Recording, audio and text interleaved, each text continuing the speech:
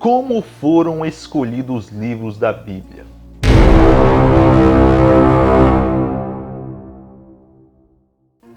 A maioria das pessoas tem a Bíblia como um único livro, mas isso não é a verdade. A Bíblia é um conjunto de livros e cartas. Quando a pessoa entende que a Bíblia é um único livro, ela acha que um livro da Bíblia completa o outro, que é tudo um complemento, como se fosse tudo uma mesma mensagem sendo ditada por Deus. Mas, na realidade, sem crença, isso não é verdade.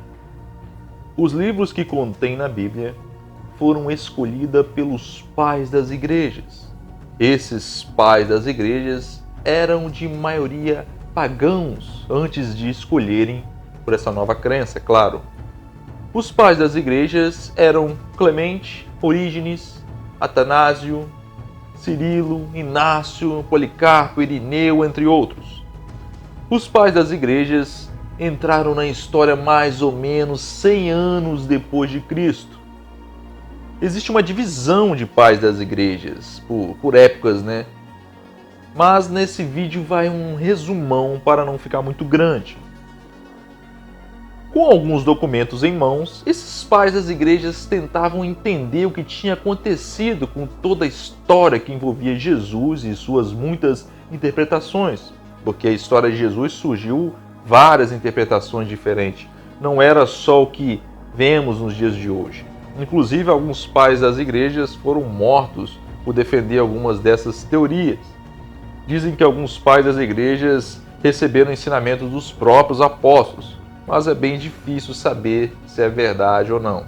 A verdade é que não sabemos qual teoria do cristianismo estava sendo massacrada pelos romanos. O que sabemos é que eram teorias e crenças que supostamente afrontavam a crença do império. Roma adorava vários deuses, mas algumas crenças estavam causando guerras, conflitos. Constantino tinha que resolver esse problema, e foi aí que os pais das igrejas foram finalmente ouvidos. Na época, por questão de estratégia política, o rei precisava escolher um único deus para Roma, e foi apresentado vários deuses, inclusive até Baal. Imagina se Constantino tivesse sonhado com esse bicho. Pois é, galerinha, foi tudo por causa de um sonho. Constantino sonhou com a cruz, e como sabemos, as crenças falavam mais alto naquela época. Os sonhos não eram considerados apenas um sonho, mas sim sinais dos deuses ou Deus. Agora imagina, pessoal, se você vê muito uma coisa ou falar muito dessa coisa, você acaba sonhando com isso. É o normal do ser humano. Naquela época, o assunto era o quê? Exatamente cruz. Cruz para lá, cruz para cá, e cristão sendo morto na cruz o tempo todo. O apocalipse, né, que os cristãos ainda esperam se cumpria naquela época, não é mesmo? É impressionante. E então, após essa confirmação via sonho, aconteceu toda a escolha dos livros. Qual livro entra e qual livro sai. E como naquele momento em diante Jesus foi considerado divino, os livros e cartas que poderiam ser canonizados eram só os que atestavam a divindade de Jesus. E então começou a bagunça, pois um dos requisitos para colocar o livro no Novo Testamento era que os livros fossem de autoria de apóstolos de Jesus. Mas Lucas e Marcos entraram. Os mesmos não foram apóstolos de Jesus. Então, na verdade, era tudo que atestasse a divindade, não é mesmo? Os outros deuses todos tinham natureza divina, e o Deus escolhido por Roma também teria que ter. Então ficou de fora vários livros que foram considerados apócrifos. E foi Deus que revelou isso a eles? É claro. Vocês acham que foi Deus que revelou isso a eles? Não, amados. Foram eles mesmos que decidiram isso por questões políticas. Não poderia ter livros que entrassem em contradição com a divindade de Jesus. Existiam livros que falavam que Jesus foi casado, que Jesus, quando criança, matou outra criança. Existia vários apocalipses, até Apocalipse de Paulo.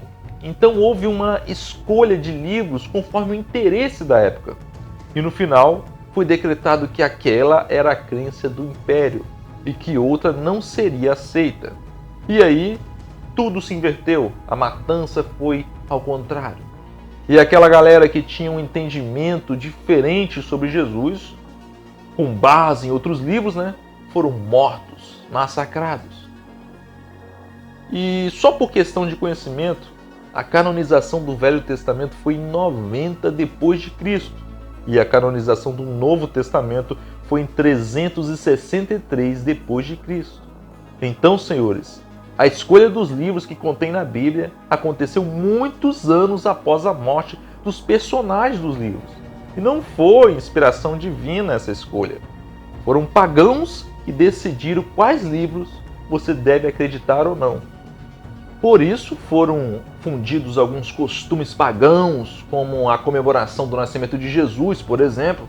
A data é a mesma da comemoração do deus Sol, adorado por Roma na época, o Invictus Sol.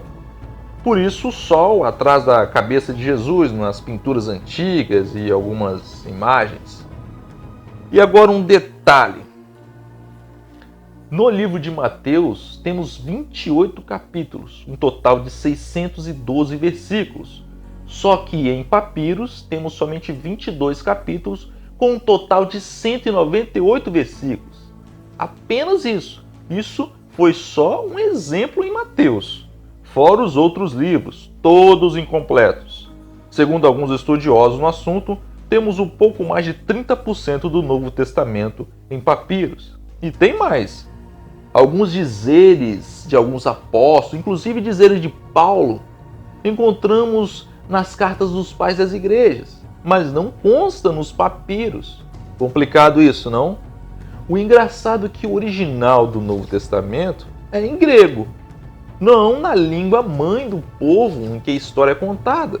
Depois julgam os judeus ortodoxos por não acreditarem no Novo Testamento. Com toda essa confusão onde parece que Jesus é mais grego-romano do que judeu, como fica a história dos judeus, não é mesmo? Pois é, amados, o que temos de informação sobre a escolha dos livros da Bíblia são acontecimentos que mostram o quanto esses livros foram escolhidos por interesses políticos e que os livros escolhidos sofreram acréscimos e até adulterações. Falaremos mais sobre isso nos próximos vídeos. Essa foi a história resumida, bem resumida, mas vamos trazer mais vídeos sobre o assunto. Um abraço, irmão, e fui! Um abraço, curta o vídeo se gostou, se inscreva no canal e um abraço, fui!